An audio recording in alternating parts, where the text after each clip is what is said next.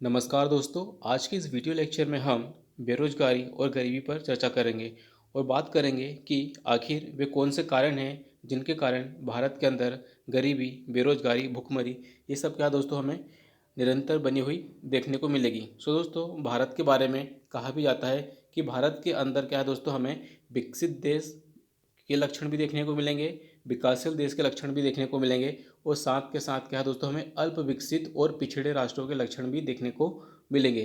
तो जब भी दोस्तों हम बात करते हैं बेरोजगारी, भुखमरी, गरीबी की, तो उसके अंदर दोस्तों हमें एक चीज़ ज़्यादा इंपॉर्टेंट रूप से ध्यान में रखने की ध्यान में रखने वाली बात होती है कि एल एफ पी आर का मतलब होता है दोस्तों लेबर फोर्स पार्टिसिपेशन रेट। तो दोस्तों, भारत के अंदर लेबर फोर्स पार्टिसिपेशन रेट, इसका मतलब दोस्तों कि कितने महिला एवं पुरुष जो कार्यकारी आबादी है हमारी उसमें काम करने योग्य हैं और काम कर रहे हैं या फिर काम की तलाश कर रहे हैं। ठीक है, तो चलिए दोस्तों आगे बढ़ते हैं और आज बात करेंगे कि किन प्रमुख बिंदुओं पर हमें आज चर्चा करनी है और उनके आधार हमें क्या देखने को मिलेंगे। दोस्तों, हमारा हाल ही में आईएलओ की एक रिपोर्ट पब्लिश हुई है। ठीक है, इसमें कहा गया दोस्तों कि एम्प्लॉयमेंट सिनारियो इन इंडिया ग्रीम्स आईएलओ रिपोर्ट्स, है ना। तो आईएलओ की रिपोर्ट क्या कहती है दोस्तों कि भारत के अंदर रोजगार का परिदृश्य क्या दोस्तों बहुत ही गंभीर हमें देखने को मिल रहा है। ठीक है, वहीं दोस्तों अनंत नागेश्वरम कहते हैं कि government can't solve all social and economic problem such as unemployment. तो दोस्तों, इकोनॉमिक एडवाइज़र ये कहते हैं कि सरकार क्या है बेरोजगारी जैसी सामाजिक आर्थिक समस्या का समाधान नहीं कर सकती। तो दोस्तों, यहाँ पर स्वयं क्या है सरकार के व्यक्ति ही इस बात से पल्ला झाड़ते हुए दिख रहे हैं कि सरकार क्या है दोस्तों रोजगार उत्पन्न करने में अक्षम है। ठीक है, या फिर पर्याप्त रोजगार नहीं उपलब्ध करा सकती। नेक्स्ट बात करेंगे, देखेंगे दोस्तों कि और क्या है दोस्तों, इसमें आगे कहते हैं कि आईएलओ के द्वारा भारत में रोजगार रिपोर्ट 2024 के अनावरण पर बोलते हुए कहा कि सरकार की नौकरियां पैदा करने की क्षमता या फिर सरकारी नौकरी भर्ती तक से आगे नहीं बढ़ती। सो दोस्तों, इसमें बताया जा रहा है कि जो सरकार की जो रोजगार देने की जो प्रक्रिया है वे सिर्फ और सिर्फ क्या दोस्तों गवर्नमेंट की जो भर्तियां हैं या वैकेंसी है उसी तक सीमित है। इससे आगे सरकार क्या है दोस्तों आगे कोई भी इनिशिएटिव नहीं उठा सकते, राइट।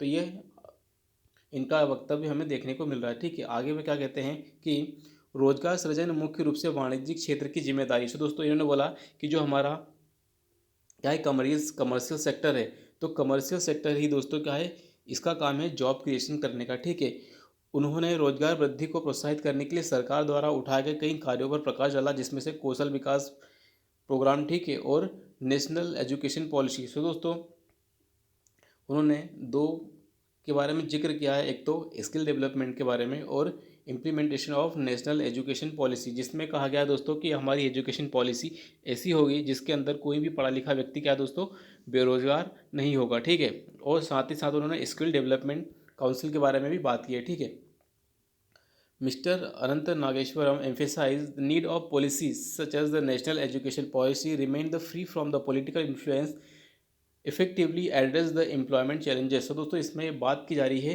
कि हमारी जितनी भी नीतियां हैं उनको राजनीतिक प्रभावों से मुक्त करने के लिए क्या है दोस्तों हमारी जो जितनी भी पॉलिसीज है वे क्या है दोस्तों पॉलिटिकल इंटरफेरेंस से क्या है दोस्तों मुक्त होनी चाहिए। जैसे कि फॉर एग्जांपल उन्होंने एग्जांपल दिया है कि जैसे हमारी जो राष्ट्रीय शिक्षा नीति है वो भी क्या है दोस्तों पॉलिटिकल इंटरफेरेंस से दूर होनी चाहिए। जब भी दोस्तों किसी भी पॉलिसी में या किसी प्रोग्राम इम्प्लीमेंटेशन में अनवांटेड या अननेसेसरी पॉलिटिकल इंटरफेरेंस हमें देखने को मिलता है, वहाँ पर दोस्तों क्या है प्रोडक्टिविटी घट जाती है। ठीक है, और क्या है दोस्तों वहाँ से हमें क्या है दोस्तों योजनाओं का विपद गबन देखने को मिलता है। ठीक है, सो दोस्तों क्या है योजनाओं का हमें विपद गबन देखने को मिलता है, मतलब रास्ते से भटकती हुई हमारी योजनाएं और पॉलिसी देखने को मिलती है। ठीक है, आगे बात की जा रही है दोस्तों, इसके अंदर एक और चीज़ हम बात करेंगे कि जो unemployment a major factor in shaping the vote choice of the youth. Yes दोस्तों, इसमें बात की जा रही है कि जब भी इलेक्शन होते हैं तो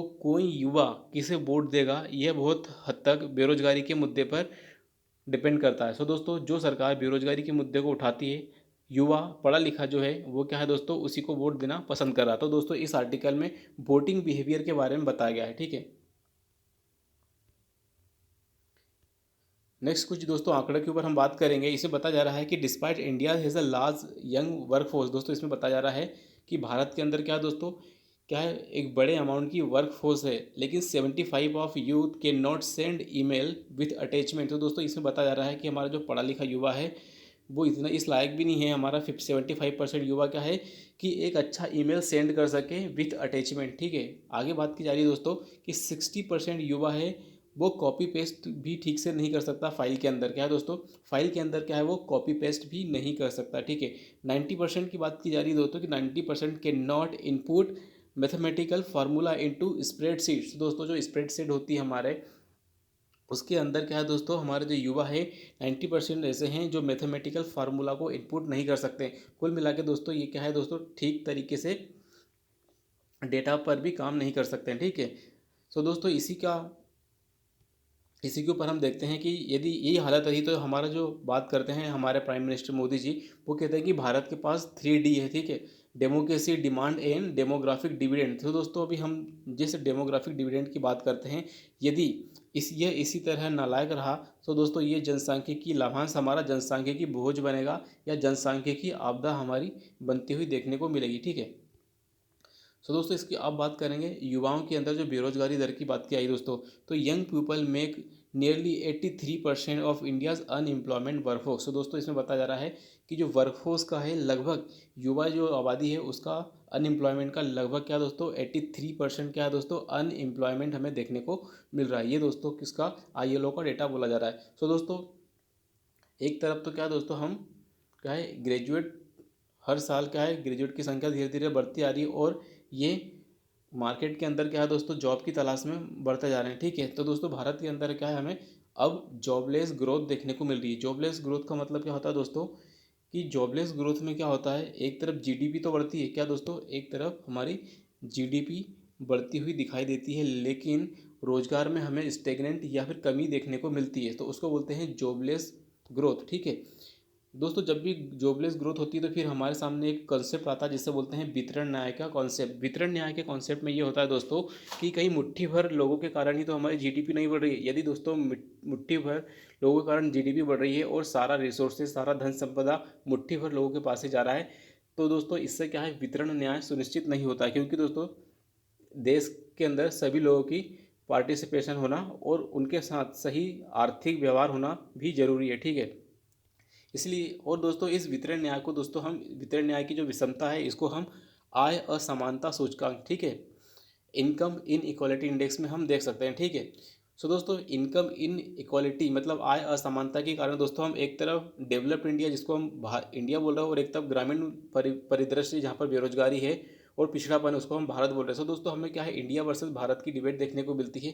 वही दोस्तों एक हमें क्या है नॉर्थ वर्सेस साउथ की भी हमें डिबेट देखने को मिलती है। एक तरफ हम कहते हैं कि जो नॉर्थ में क्या है बीमारू राज्य हमें देखने को मिलेंगे, लेकिन साउथ में क्या है अधिकांश दोस्तों वेल एजुकेटेड और अधिकांश दोस्तों क्या है उनकी जो पर कैपिटा इनकम है वो भी हमें अधिक देखने को मिलेगी। और साथ के साथ दोस्तों जी जैसे जैसे टेक्नोलॉजी बढ़ रही है, लेकिन भारत के अंदर दोस्तों हम डिजिटल डिवाइड जैसी संकल्पना भी देख रहे हैं। दोस्तों क्या दोस्तों लोग पढ़े लिख रहे हैं लेकिन उनके पास डिजिटल लिटरेसी नहीं देखने को मिल रही। क्या दोस्तों उनके पास डिजिटल लिटरेसी हमें नहीं देखने को मिल रही। ये दोस्तों डिजिटल डिवाइस को क्या है और ज़्यादा बढ़ाने का काम कर रहा है। ठीक है, नेक्स्ट यदि बात करेंगे दोस्तों हमारा जो इकोनॉमी की सबसे बड़ी जो कमजोरी है भारत के अंदर वो क्या है दोस्तों इनफॉर्मल सेक्टर का बहुत अधिक पेनिट्रेशन। ठीक है, तो दोस्तों यदि हम बात करें हमारे देश के अंदर तो जो इनफॉर्मल सेक्टर है जिसको दोस्तों हम बोलते हैं अनौपचारिक क्षेत्र, इस अनौपचारिक क्षेत्र की बृहत्ता या इसके बड़े आकार के कारण भी दोस्तों हमें क्या है बेरोजगारी और अन्य प्रकार की समस्याएं देखने को मिलती है। ठीक इसमें बताया जा रहा है दोस्तों कि लगभग क्या दोस्तों लगभग 90% हमारे जो वर्कर हैं क्या दोस्तों इनफॉर्मल सेक्टर में काम करते हैं। ठीक है, लगभग 90% श्रमिक क्या दोस्तों अनौपचारिक कार्य में लगे हुए हैं। 2018 के बाद यह नियमित रोजगार हिस्सेदारी में गिरावट भी आई है। तो दोस्तों इसमें बताया जा रहा है कि 2018 के बाद दोस्तों अनौपचारिक क्षेत्र में की जो रोजगार है इसके अंदर गिरावट भी हमें देखने को मिल रही है। ठीक है,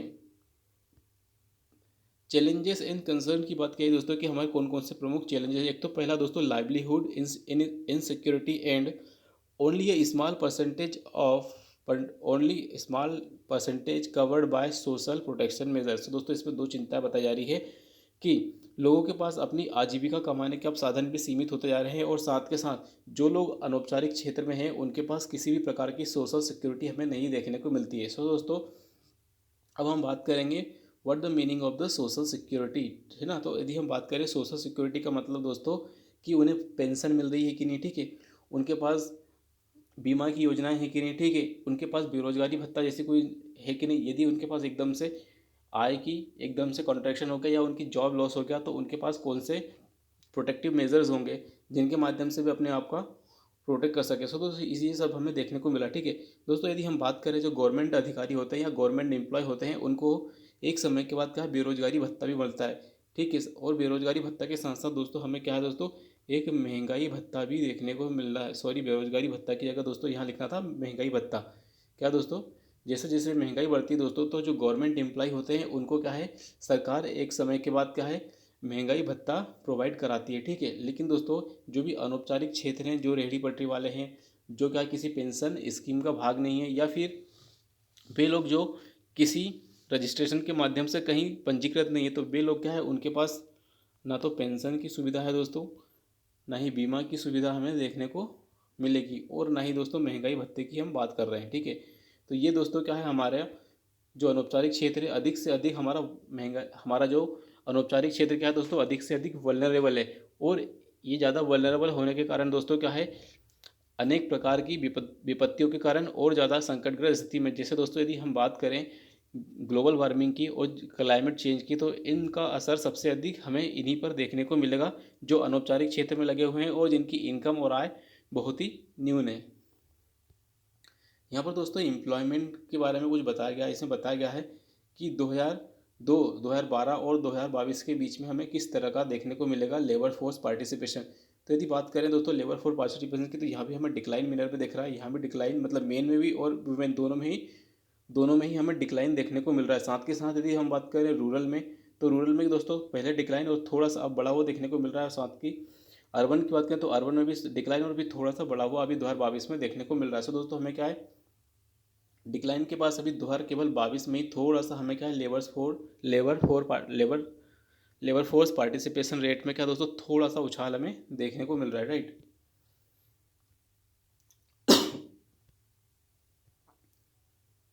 सो अब बात करेंगे दोस्तों कि आखिर ये समस्याएं क्यों हैं और आखिर इसका मूल कारण हमें क्या देखने को मिलेगा, ठीक है। सो दोस्तों बात करते हैं थोड़ा सा आगे हम। सो दोस्तों हमने देखा कि labour force party I L O की जो रिपोर्ट है उसने बोला है कि भारत के अंदर क्या है, रोजगार परिदृश्य क्या है, गंभीर हमें देखने को मिल रहा है, ठीक है। अब हमारे जो चीफ इकोनॉमिक एडवाइज़र है उन्होंने भी बोला कि सरकार क्या है दोस्तों, क्या है, economic problem, socio economic problem जैसे कि अनएम्प्लॉयड, इसको हैंडल नहीं कर सकती। सो दोस्तों यदि हम बात करेंगे कि भारत के पास अभी हमारा क्या है, डेमोग्राफिक डिविडेंड देखने को मिल रहा है, मतलब दोस्तों युवा आबादी यहाँ पर हमें अधिक देखने को मिल रही है। लेकिन यदि दोस्तों भारत की युवा आबादी के बारे में कहा जाता है कि जो भारत की युवा आबादी है वो क्या है, लापरवाह है और बेकार जनशक्ति है। लापरवाह और बेकार जनशक्ति दोस्तों इसलिए बोला जा रहा है क्योंकि इनके पास ये डिग्रीधारी एजुकेटेड तो हैं, लेकिन इनके पास ऐसा कोई स्किल सेट नहीं है जिसके कारण दोस्तों ये क्या है दोस्तों, रोजगार योग्य हो सके। सो दोस्तों भारत के बारे में कहा जा रहा है अभी कि डिग्रीधारी युवा बहुत ज़्यादा मार्केट में आ रहे हैं, लेकिन उनकी अयोग्यता के कारण क्या है दोस्तों, वे रोजगार योग्य नहीं है। इसलिए दोस्तों बताया जा रहा है कि रोजगार योग्यता की पतनशील दर हमें अभी मार्केट में देखने को मिल रही है। सो दोस्तों क्या है, हमारे पास युवा तो है लेकिन उसकी जो रोजगार योग्यता है उसकी पतनशील दर मतलब डिक्लाइनिंग रेट ऑफ रोजगार योग्यता को हम देख रहे हैं। सो दोस्तों इसके बारे में बात की जाए, इसी कारण दोस्तों क्या है, हमें जॉबलेस ग्रोथ भी देखने को मिल रही है। क्या दोस्तों, जॉबलेस ग्रोथ हमें देखने को मिल रही है क्योंकि दोस्तों हमारा जो युवा निकल के जा रहा है वो रोजगार के लायक नहीं है। इसलिए दोस्तों क्या है, हमें मुट्ठी भर लोगों के द्वारा क्या है दोस्तों मार्केट के अंदर काम किया जा रहा है, और कुछ मुट्ठी भर सेक्टर ही मतलब कुछ थोड़े से ही सेक्टर हैं और थोड़े से ही गिने चुने इंस्टीट्यूशन हैं जो क्या है बेहतर काम कर रहे हैं। उसके बाद सब क्या है दोस्तों बिलो पोटेंशियल काम कर रहे हैं, ठीक है। इस कारण दोस्तों हमें क्या है, जॉबलेस ग्रोथ देखने को मिलती है। और जॉबलेस ग्रोथ का मतलब हमने पीछे देख ही लिया है कि जीडीपी बढ़ रही है लेकिन दोस्तों क्या है, रोजगार में वृद्धि हमें नहीं देखने को मिल रही है, राइट। यदि नेक्स्ट बात करेंगे दोस्तों कि जो असर रिपोर्ट है वो भी बताती है कि कैसे 8वीं का बच्चा 5वीं की पुस्तक नहीं पढ़ पा रहा है और 5वीं का बच्चा दूसरी या तीसरे की दूसरी क्लास की पुस्तकें नहीं पढ़ पा रहा है, इंग्लिश नहीं पढ़ पा रहा है, मैथ सॉल्व नहीं कर पा रहा है, ठीक से कैलकुलस नहीं कर पा रहा। तो दोस्तों ये बताता है कि जो हमारा ह्यूमन कैपिटल डेवलपमेंट के जो प्रोग्राम है वे क्या है, उनके अंदर भारी कमियां देखने को मिल रही है। सो दोस्तों इसको बोलते हैं नीति गतिहीनता थी या क्रियान्वयन गतिहीनता, जिसने विकास को क्या है मंथर कर दिया, मतलब इसको धीमा कर दिया। सो दोस्तों हमारे सरकारें क्या है पॉलिसीज़ बहुत अच्छी बना लेती हैं और उसके बाद लेकिन जब बात आती है क्रियान्वयन करने की, इम्प्लीमेंट करने की, तो उसके अंदर दोस्तों हम पिछड़ा उसके अंदर जो पिछड़ेपन के कारण दोस्तों हमारा जो आउटपुट निकलना चाहिए वो बेहतर तरीके से आउटपुट नहीं निकल पाता। सो इसलिए दोस्तों कि जिस देश ने भी क्या है अपने ह्यूमन कैपिटल पर काम किया है उसने क्या है दोस्तों उत्तरोत्तर वृद्धि की है, राइट। जैसे कि दोस्तों यदि हम बात करें जापान की, अमेरिका की, यूरोप की, तो इन लोगों ने क्या दोस्तों अपने ह्यूमन कैपिटल पर ज़्यादा से ज़्यादा खर्च किया है, ठीक है। अब बात करेंगे दोस्तों यहाँ पर हमें चीनी मॉडल की बात करनी पड़ेगी कि चीन ने आखिर ऐसा क्या किया जिसके कारण वहाँ पर हमें इतनी बेरोजगारी नहीं देखने को मिलती, और साथ के साथ यदि हम बात करें तो चीन ने कैसे अपनी प्रति व्यक्ति आय को दुगना किया। सो दोस्तों यदि हम बात करें चीन की, तो चीन ने क्या है दोस्तों, सबसे पहले जो हम सभी को पता है कि सेक्टर्स ऑफ इकोनॉमी में हमें 3 सेक्टर देखने को मिलेंगे, प्राथमिक सेक्टर, द्वितीयक सेक्टर और तृतीयक सेक्टर। सो दोस्तों चीन ने क्या है अपने प्राथमिक सेक्टर को सबसे पहले मजबूत किया और फिर उसके बाद क्या दोस्तों सबसे ज़्यादा उन्होंने फोकस अपना सेकेंडरी सेक्टर मतलब द्वितीय सेक्टर को उन्होंने बनाया, उन्होंने मजबूत किया और उन्होंने अपने आप को क्या दोस्तों मैन्युफैक्चरिंग हब के रूप में क्या स्थापित किया। मतलब दोस्तों उन्होंने छोटे छोटे उद्योग और इंडस्ट्री को सबसे ज़्यादा प्रमोट किया, जिसके कारण दोस्तों जहाँ पर भी, क्योंकि दोस्तों वहाँ पर क्या है मैक्सिमम से मैक्सिमम लेबर को जॉब दिया जा सकता है क्योंकि वे लेबर इंटेंसिव उद्योग हुआ करते थे, राइट। और उसके बाद उन्होंने तृतीयक क्षेत्र में अपना पैर जमाया। तो दोस्तों उन्होंने क्या है जो विकास की जो क्लासिकल मॉडल होता है कि सबसे पहले हमें प्राथमिक क्षेत्र को, फिर द्वितीय क्षेत्र को और फिर तृतीय क्षेत्र को स्ट्रॉन्ग करना है। लेकिन दोस्तों यदि हम बात करें भारत के अंदर ऐसा नहीं हो पाया, क्यों? क्योंकि दोस्तों भारत के अंदर हमने क्या किया, आर्थिक सुधार किया। क्या दोस्तों आर्थिक सुधार किया 1991 में, राइट। 1991 में हमने एलपीजी रिफॉर्म लेके आया। क्या दोस्तों हमने एलपीजी रिफॉर्म लेकर आए। अब इस एलपीजी रिफॉर्म के कारण दोस्तों क्या है हमने चीज़ों को ईज तो किया, लेकिन दोस्तों भारत क्या है द्वितीय क्षेत्र को क्या है दोस्तों उसकी उपेक्षा हो गई। इस कारण दोस्तों भारत के अंदर जो सेवा क्षेत्र है इसका 50% से भी लगभग हमें 45 से 50% योगदान देखने को मिलता है जीडीपी में। तो दोस्तों हमारा जो सेवा क्षेत्र है उसने ओवरटेक कर लिया हमारे सेकेंडरी सेक्टर को, उसने क्या दोस्तों पनपने नहीं दिया, राइट। ठीक है। और हमारी ये पॉलिसी के हमारी जो पॉलिसी पैरालिसिस भी हमें इसमें देखने को मिलता है कि यदि हमने सेकेंडरी सेक्टर को ध्यान में रखकर पॉलिसी बनाई होती तो आज हम प्रति व्यक्ति आय और रोजगार दोनों ही मामले में बेहतर होते हैं। दूसरा यदि बात करें दोस्तों कि बेरोजगारी का जो सबसे बड़ा एक मेन कारण देखने को मिलता है वो है गेम ऑफ पॉलिटिक्स, ठीक है। जब भी हम बात करेंगे दोस्तों कि जो गेम ऑफ पॉलिटिक्स है इसके अंदर दोस्तों हर सरकारें क्या है दोस्तों अलग अलग प्रकार के क्या है दोस्तों वादे करती है, दावे करती है कि मैं आ जाऊँगा तो इतनी करोड़ नौकरी दूंगा, मैं आऊँगा तो इस तरह का काम होगा और इस तरह से क्या है दोस्तों हमारी इकोनॉमी 10 ट्रिलियन 100 ट्रिलियन इकोनॉमी बन जाएगी। लेकिन दोस्तों सारे के सारे वादे या दावे क्या है खोखले निकल जाते हैं। अब आखिर ऐसा क्यों हो पाता है? क्योंकि दोस्तों हमारे देश में क्या है दोस्तों इलेक्शन जो है क्या है एक अलग ही प्रकार की वोट बैंक पॉलिटिक्स के साथ चलता है। क्योंकि दोस्तों हमारी जो राजनीति है उसके अंदर हमें क्या देखने को, राजनीतिक अपराधीकरण देखने को मिलेगा, अपराध का राजनीतिकरण देखने को मिलेगा, फिर जाति का राजनीतिकरण देखने को मिलेगा, ठीक है। जाति में राजनीतिकरण देखने को मिलेगा, ठीक है, धर्म जाति आदि के कारण, ठीक है। और साथ के साथ दोस्तों यदि हम बात करें तो हमारी जो पॉलिटिकल व्यवस्था है उसके अंदर जो क्रोनी कैपिटलिज्म है इसकी एक महत्वपूर्ण भूमिका देखने को मिलती है, ठीक है। और इसके कारण दोस्तों क्या है जो जैसे कि फॉर एग्जांपल यदि हम बात करें कि जो इलेक्टोरल बॉन्ड क्या था जिसको अभी असंवैधानिक घोषित किया। सो दोस्तों जो इलेक्टोरल बॉन्ड था इसके माध्यम से क्या दोस्तों पूरा चंदा और धंधा का खेल खेला गया। इसके कारण दोस्तों हमें देखने को मिलता है कि जो बड़े बड़े कॉरपोरेट हाउस हैं वे क्या है दोस्तों सरकारों से अपने मनपसंद की पॉलिसी बनवा ले जाते हैं, जिसके कारण दोस्तों हमें जॉब मार्केट पर थोड़ा सा एक अलग ही प्रभाव देखने को मिलता है, ठीक है।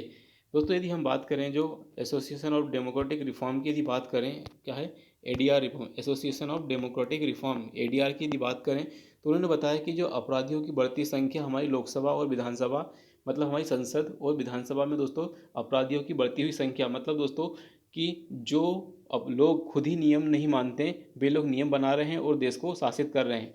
तो दोस्तों जिस तरह से हम सोच क्या है दोस्तों यदि हमें भारत के अंदर बेरोजगार और एजुकेशन की सही स्थिति को विकसित करना, तो उसके लिए दोस्तों हमें एक सबसे महत्वपूर्ण विषय पर ध्यान देना होगा। जैसे कि दोस्तों, यदि हम किसी भी डॉक्टर के पास जाते हैं तो क्या हम उसका रंग, नाम, रूप या फिर जाति या किसी प्रकार से ये चीज़ें पूछते हैं?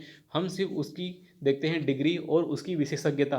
तो ठीक उसी प्रकार दोस्तों, यदि हम हमारे रोग के इलाज के लिए क्या है किसी विशेषज्ञ को ढूंढते हैं, ठीक उसी प्रकार देश को चलाने के लिए भी दोस्तों वेल एजुकेटेड और वेल प्रशिक्षित व्यक्ति को हमें वोट करना चाहिए, जो कि ऐसा हो नहीं पाता। ठीक है, तो यदि हम बात करें दोस्तों, तो हमारा जो पॉलिटिकल सिस्टम है उसके अंदर एक बहुत बड़ा चेंज करने की हमें ज़रूरत है। इसके लिए दोस्तों युवाओं को बहुत ज़्यादा एजुकेटेड होना पड़ेगा, बहुत ज़्यादा अपने आप को क्या है दोस्तों प्रोएक्टिव बनाना पड़ेगा अलग अलग प्रकार की विचारधाराओं के प्रति। और साथ में सिर्फ और सिर्फ हमें क्या है दोस्तों, ओनली और ओनली डेवलप इंडिया और सस्टेनेबल इंडिया और साथ के साथ दोस्तों इंक्लूसिव इंडिया को ध्यान में रखते हुए हमें क्या हमारी विचारधारा, हमारा एजुकेशन सिस्टम और हमारा जो भी पॉलिसी है उनको इम्प्लीमेंट करना होगा, राइट।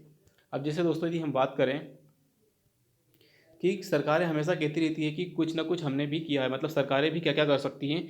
तो दोस्तों सरकारों ने भी ऐसा नहीं है कि रोज़गार को देने के लिए कुछ भी नहीं किया है, तो बिल्कुल किया तो उन्होंने भी है। तो दोस्तों हम पहले थोड़ा सा कुछ सरकारी प्रयासों के ऊपर नज़र डालते हैं कि आखिर सरकारों ने क्या क्या प्रयास किए। जैसे दोस्तों यदि हम बात करें तो सरकारों ने क्या है 100 दिनों के रोज़गार की गारंटी देने के लिए मनरेगा लेके आई। क्या दोस्तों, सरकारों ने क्या है दोस्तों 100 दिनों की सौ दिनों का जो रोज़गार के लिए क्या है मनरेगा हमें देखने को मिलेगी। उसके बाद दोस्तों गवर्नमेंट ने क्या है दोस्तों स्किल इंडिया मिशन को लॉन्च किया, फिर एक नेशनल स्किल डेवलपमेंट काउंसिल का भी निर्माण किया है। ठीक है, उसके बाद यदि हम बात करें तो stand up India, startup India, ठीक है, मेक इन इंडिया, आत्मनिर्भर Bharat, production link incentive, PMFME दोस्तों क्या है, ये छोटे एमएसएमई उद्योग होते हैं उनका फॉर्मलाइजेशन करने की लिए। ठीक है, और उसके बाद बात करेंगे दोस्तों जो फूड प्रोसेसिंग इंडस्ट्रीज है उसको वित्तीय सहायता देने के लिए बात की गई है। ठीक है, और यहाँ तक बात करेंगे दोस्तों कि हमारी जो एफडीआई पॉलिसी है वो भी क्या है दोस्तों इन्वेस्टमेंट ओरिएंटेड हमें देखने को मिलेगी। तो ये भी सब दोस्तों क्या है किसी न किसी प्रकार से हमारे देश के अंदर एक इंटरप्रेन्योर क्या बोलते हैं जो उद्यमशीलता की जो संस्कृति है उसको विकसित करने और उसको प्रोत्साहित करने के लिए हमारी सरकारें भी काम कर रही है। ठीक है, जैसे यदि बात करें कि 2020 की जो एजुकेशन पॉलिसी है, न्यू एजुकेशन पॉलिसी है, उसमें बताया गया है कि अब जो हमारी एजुकेशन पॉलिसी होगी वो क्या है बहुत ज़्यादा फ्लेक्सिबल होगी और साथ में इस प्रकार की होगी कि जो भी इस एजुकेशन पॉलिसी के थ्रू निकलेगा वो एक कौशल युक्त युवा, एक सुशिक्षित सुप्रशिक्षित युवा निकलेगा। ठीक है, ओके। नेक्स्ट यदि बात करें दोस्तों अगर आगे सरकार ने क्या किया, तो आगे सरकार ने तो प्रधानमंत्री मिशन शक्ति योजना, ठीक है, इसी के अंदर दोस्तों हमें नेशनल इंफ्रास्ट्रक्चर पाइपलाइन भी देखने को मिलेगी। तो national infrastructure pipeline mission, PM गति शक्ति, ये भी हमें देखने को मिलेगी। दोस्तों ये भी क्या है दोस्तों रोजगार देने का एक सरकारी माध्यम हमें देखने को मिलेगा, जिसे दोस्तों बोलते हैं गवर्नमेंट एक्सपेंडिचर। दोस्तों सरकार ने Sagarmala, Bharatmala, dedicated freight corridor, क्या है दोस्तों डेडिकेटेड फ्रेट कॉरिडोर की भी स्थापना की। दोस्तों भारत के अंदर क्या है डेडिकेटेड फ्रेट कॉरिडोर की भी स्थापना की गई है। तो दोस्तों ये सभी क्या दोस्तों एक प्रकार से रोजगार देने में अपनी महत्वपूर्ण भूमिका निभाते हैं। ठीक है, तो ये तो होगी दोस्तों सरकारी प्रयास पे हमने बात कर ली। ठीक है, तो दोस्तों हम सभी को पता है कि जब तक ह्यूमन कैपिटल पर यदि हम ध्यान नहीं देंगे तब तक क्या है दोस्तों हम कुछ भी बेहतर नहीं कर पाएंगे। क्योंकि दोस्तों किसी भी राष्ट्र के भाग्य का निर्माण क्या है दोस्तों उसकी कक्षाओं में होता है, और यदि कक्षाएं हमारी अप्रासंगिक हो गई तो दोस्तों क्या है हमारा ह्यूमन ह्यूमन कैपिटल के रूप में कन्वर्ट नहीं हो पाएगा। इसलिए दोस्तों बहुत ज़्यादा ज़रूरी है कि हम वंचितता के कुचक्र को तोड़ें। ठीक है, ठीक है,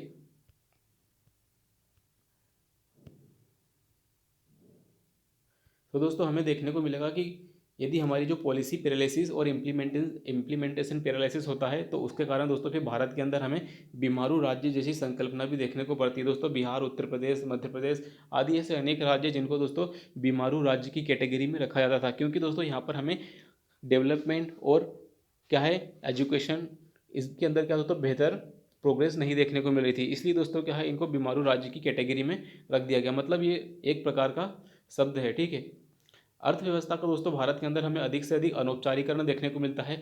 यदि हम बात करें यूरोपीय यूनियन की, तो यूरोपियन यूनियन में दोस्तों हमें क्या है मोर देन 80% हमें छोटे छोटे एमएसएमई उद्योग देखने को मिलेंगे, और उन्होंने सारे के सारे एमएसएमई उद्योग को क्या है उनका औपचारीकरण किया है और उनको क्या है दोस्तों माइक्रो फाइनेंस के थ्रू क्या है दोस्तों वित्तीय सहायता भी दी है। सो दोस्तों यदि हम यूरोपीय यूनियन के मॉडल को यदि अपना लें या वहाँ से हम सीख लें तो दोस्तों हम हमारी इकोनॉमी का ज़्यादा से ज़्यादा औपचारीकरण कर पाएंगे और औपचारीकरण करने के कारण दोस्तों हमारा जो है राजकोष में वृद्धि होगी और राजकोष में वृद्धि होने के कारण दोस्तों क्या होगा कि सरकार के पास ज़्यादा से ज़्यादा फंड होगा कल्याणकारी योजनाओं को क्रियान्वित करने के लिए। ठीक है दोस्तों, यदि हम बात करें कि भारत के अंदर जो कुछ मुट्ठी भर उच्च वर्ग के लोग या फिर जो एलीट क्लास के लोग ही अधिकांश बेहतर पद पे हैं। दोस्तों यदि बात यहाँ पर की गई थी उस आर्टिकल में कि जो एस टी एस सी के लोग हैं उनकी बेहतर नौकरियों तक पहुँच ही नहीं है, मतलब हमारे समाज का एक बड़ा तबका क्या दोस्तों एक बेहतर नौकरियों तक पहुँच ही नहीं स्थापित कर पा रहा है। ठीक है दोस्तों, एक सुझाव दिया गया कि जैसे हम शार्क टैंक को देखते हैं तो शार्क टैंक क्या है दोस्तों इंडिया लेवल और ग्लोबल लेवल पर काम करता है। उसी प्रकार दोस्तों सरकार को कोई ऐसी योजना बनानी चाहिए, सरकार को कोई ऐसे प्रोग्राम बनाना चाहिए कि जो शार्क टैंक है उसी की तरह उसी की तर्ज पर हमें ऐसे प्रोग्राम बनाना चाहिए और उनको पंचायत लेवल पर रखा जाना चाहिए। पंचायत लेवल पर दोस्तों हमें इन प्रोग्राम्स को रखना चाहिए जिससे कि क्या दोस्तों ग्रामीण स्तर पर ही हमें एमएसएमई का डेवलपमेंट देखने को मिले, ग्रामीण स्तर पर ही दोस्तों हमें रोजगार देखने को मिले और ग्रामीण स्तर पर ही दोस्तों हमें इंक्लूसिव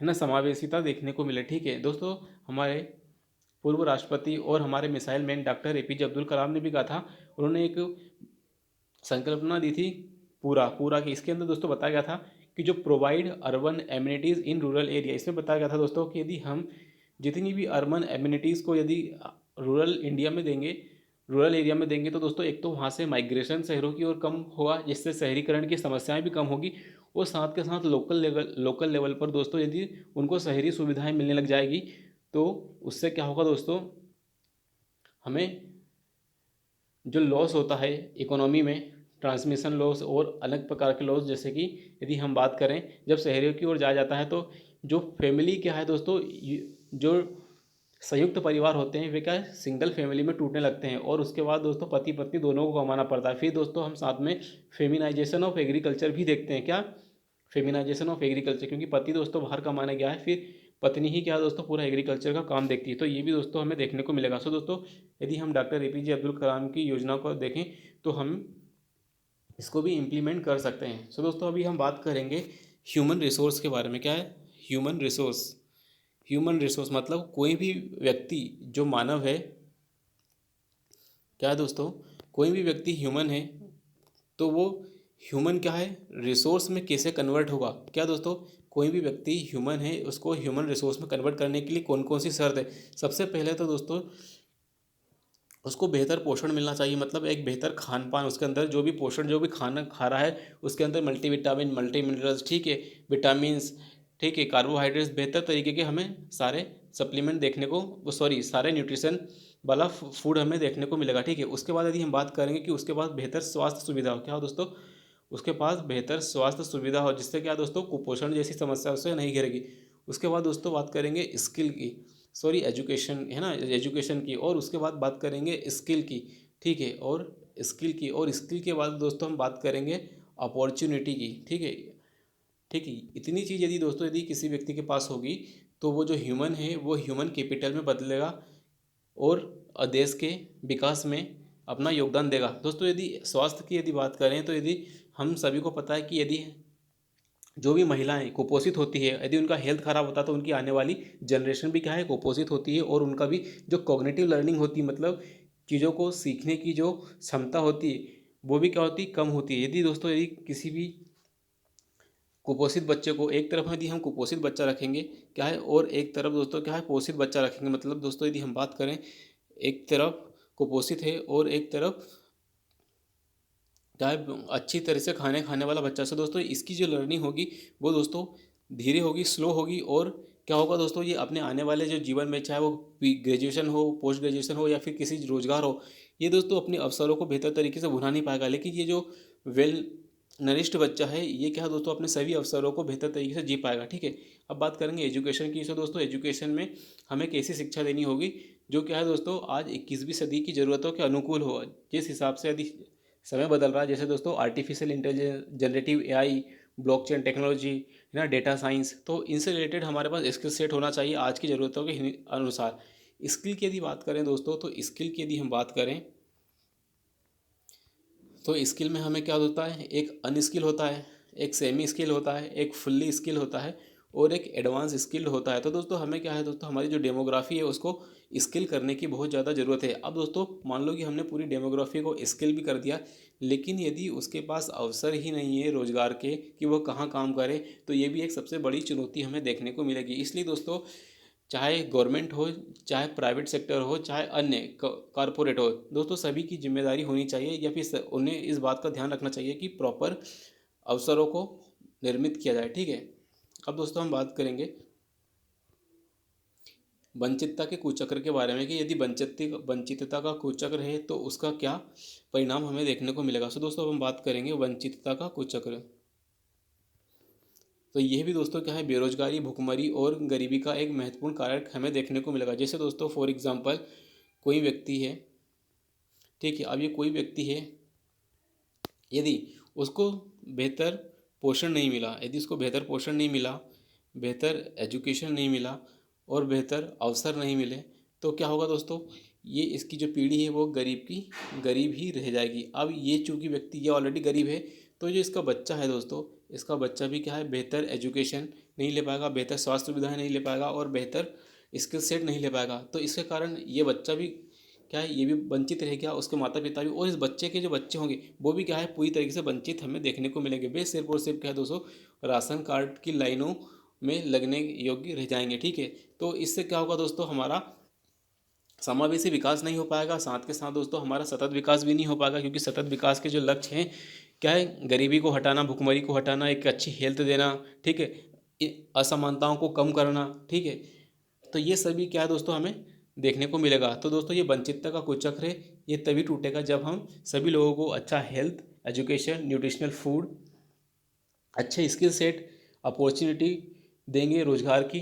ठीक है, तो ये सभी दोस्तों हमें होंगे तो क्या है दोस्तों, एक बेहतर हमारा भारत का निर्माण होगा। राइट, तो दोस्तों आई होप आप सब इस बात को समझ पाए होंगे कि आखिर क्यों भारत में हमें गरीबी इतनी व्यापक रूप से देखने को मिलती है। क्योंकि दोस्तों स्वयं प्राइम मिनिस्टर मोदी जी ने भी क्या कहा है कि भारत के अंदर प्रधानमंत्री गरीब कल्याण योजना के अंतर्गत 80 करोड़ लोगों को क्या दोस्तों फ्री में मुफ्त अनाज दिया जाएगा। तो दोस्तों हमें हमारे नीति निर्माताओं से पूछना चाहिए कि आज़ादी के 75 साल प्लस उसके बाद भी आखिर क्यों हमें क्या है, लोगों को गरीबों को फ्री अनाज देना पड़ रहा है। ठीक है, फ्री अनाज आखिर हमें क्यों देना पड़ रहा है, ये हमें पूछना पड़ेगा। एक तरफ तो दोस्तों हमारी जो इकोनॉमी है दुनिया की पीपी में थर्ड इकोनॉमी बन चुकी है।